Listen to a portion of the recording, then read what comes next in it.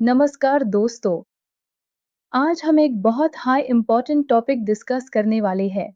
Transfer of property act का preliminary part यानी sections 1 से 4। ये वो फाउंडेशनल सेक्शंस है जो पूरे एक्ट की बुनियाद रखते हैं। अगर आप लॉ स्टूडेंट है, जुडिशरी एस्पिरेंट है या किसी भी लीगल एग्जाम की तैयारी कर रहे हैं, तो ये वीडियो आपके लिए बहुत हाई क्रूशल है। हम सब कुछ कवर करेंगे एक्ट की एप्लीकेबिलिटी, बेसिक डेफिनेशंस, स्कोप और लीगल इंटरप्रिटेशन, वो भी सिंपल इंग्लिश में। चलिए बिना देरी के शुरू करते हैं।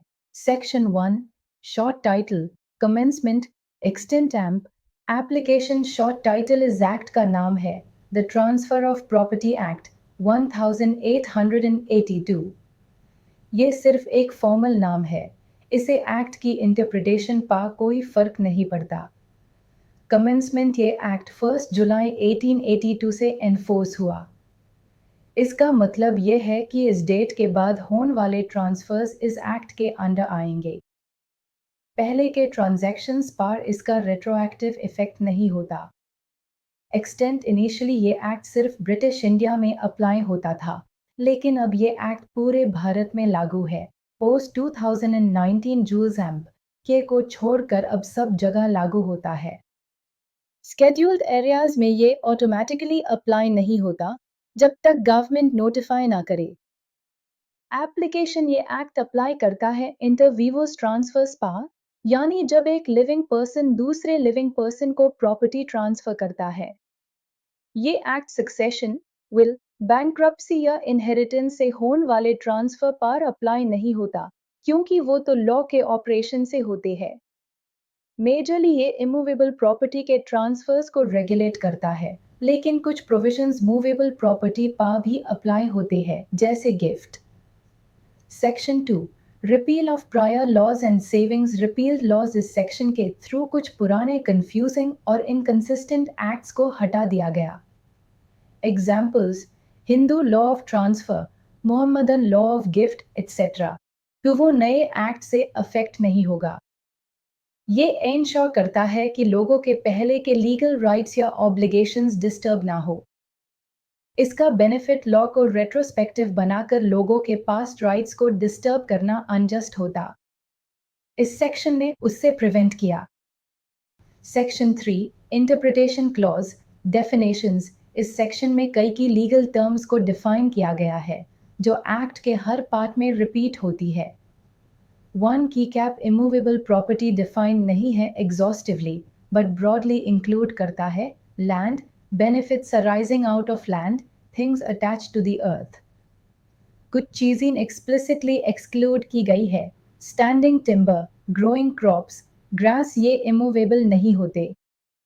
एग्जाम्पल: नीम का पेड़ अगर लकड़ी के लिए काटा जा रहा है तो स्टैंडिंग टिम्बर मूवेबल, अगर छाया या फ्रूट्स के लिए तो immovable.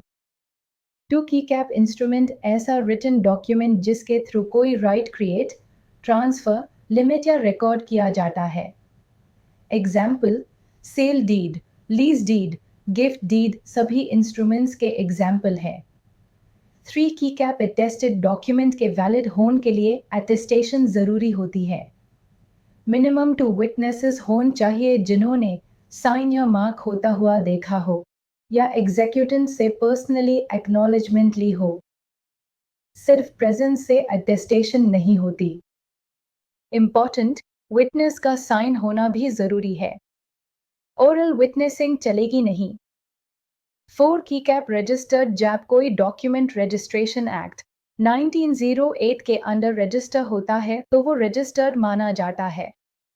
Example: sale deed of house को सब रजिस्ट्रार के ऑफिस में रजिस्टर करवाना।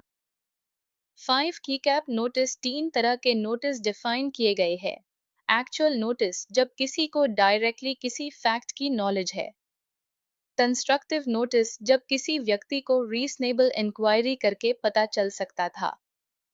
इम्प्यूटेड नोटिस, एजेंट की नॉलेज प्रिंसिपल के अकाउंट में जाती है अगर वो कोर्स ऑफ ड्यूटी में है।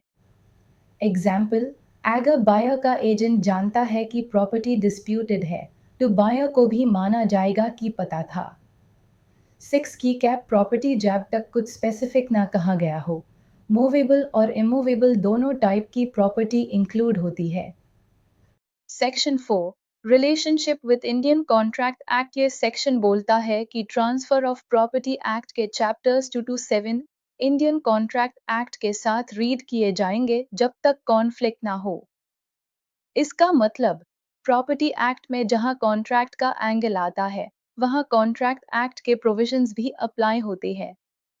एग्जाम्पल, जब बायर और सेलर सेल डीड साइन करते हैं to transfer of ownership TPA agreement का validity contract act important case laws. Simple language में KJ Nathan v S V Maruthi Rao court ने बताया कि रेंट कलेक्शन का राइट भी इमूवेबल प्रॉपर्टी है क्योंकि वो लैंड से अराइज होता है। ML Abdul Jabbar Sahib v Venkata Sastri attestation के लिए प्रॉपर विटनेस होना चाहिए, बिना उसके डॉक्यूमेंट वैलिड नहीं। VN Sarin v Ajit Kumar पोपलाई court ने मूवेबल और इमूवेबल प्रॉपर्टी का क्लियर डिस्टिंक्शन दिया टैक्सेशन के कॉन्टेक्स्ट में। R K Talwar v Union of India constructive notice का कंसेप्ट एक्सप्लेन किया, बायर को इंक्वायरी करनी चाहिए थी। Critical observations. ये सेक्शंस छोटे हैं बट कोर स्ट्रक्चर डिफाइन करते हैं। इमूवेबल प्रॉपर्टी की डेफिनेशन काफ़ी वाइड है बट क्लियर नहीं है। कोर्ट के डिसीजंस काफ़ी इंपॉर्टेंट हो जाते हैं। कंस्ट्रक्टिव नोटिस का कंसेप्ट बायर के लिए स्ट्रिक्ट ऑब्लिगेशन क्रिएट करता है। अटेस्टेशन स्ट्रिक्ट होने की वजह से डॉक्यूमेंट सिक्योरिटी इंश्योर होती है, लेकिन कॉमन लॉगऑन के लिए कंफ्यूजिंग हो सकता है। समरी की टेकअवे। सेक्शन 1 एक्ट का नाम, शुरू होने की तारीख और कहां कहां अप्लाई होता है डिफाइन करता है। सेक्शन 2 पुराने लॉज को रिपील करता है लेकिन पहले के लीगल राइट्स को प्रोटेक्ट करता है। सेक्शन 3 इंपॉर्टेंट टर्म्स डिफाइन करता है जैसे immovable property, notice, attestation. Section 4 इस एक्ट को इंडियन कॉन्ट्रैक्ट एक्ट के साथ कोऑर्डिनेट करता है। दोस्तों, आपने देखा कि ट्रांसफर ऑफ प्रॉपर्टी एक्ट के सेक्शंस 1 से 4 कितने ज़्यादा फाउंडेशनल है। इन छोटी छोटी डेफिनेशंस और प्रोविजंस में पूरे एक्ट की बेसिक फिलॉसफी छुपी हुई है। इन्हें समझना हर लॉ स्टूडेंट के लिए ज़रूरी है क्योंकि ये बात के हर सेक्शन का बेस बनते हैं। अगर आपको ये वीडियो इन्फॉर्मेटिव लगा हो तो लाइक ज़रूर कीजिए, अपने दोस्तों के साथ शेयर कीजिए जो लॉ पढ़ रहे हैं और चैनल को सब्सक्राइब करना मत भूलिए। नेक्स्ट वीडियो में हम डिस्कस करेंगे सेक्शन 5 से 37 तक, यानी ट्रांसफर ऑफ मूवेबल और इमूवेबल प्रॉपर्टी। तब तक के लिए पढ़ते रहिए, आगे बढ़ते रहिए।